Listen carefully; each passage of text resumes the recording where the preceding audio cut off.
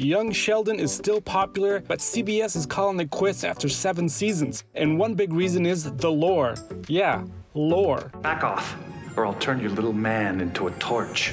According to Big Bang lore, Sheldon has 1 year left in college before he returns from Germany in season 7. After that, he moves on to Pasadena to begin his post-grad studies at Caltech. That leaves the offshoot just enough time to send him off. But there are 7 other reasons why the show's getting plugged, one for each season. So let's get through them quickly. Reason 2, the show has outgrown its original story, focusing more on the Coopers in later seasons. 3, it's also coming up for renewal, which would mean time-consuming and costly contract negotiations, something the networks may wish to avoid. 4, even if contracts were renewed, it's getting harder to pass the actors off as 14. And even if you could stop the passage of time, the show's crossed the 100th episode mark back in 2022, securing higher rates for syndication. So, it's going to bring in that sweet, sweet money regardless. That's reason 5 for you keeping score at home.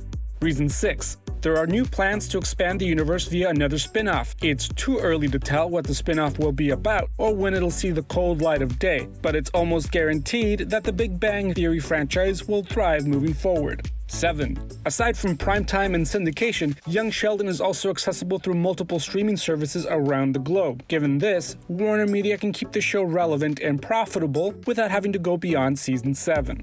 But the main and 8th reasons Sheldon is getting the Seinfeld send-off is a little bit darker.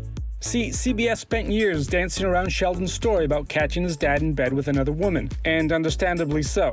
Despite how he was painted in The Big Bang Theory, George is actually a decent dad in the prequel, and staying true to canon will drastically change the usually lighthearted show.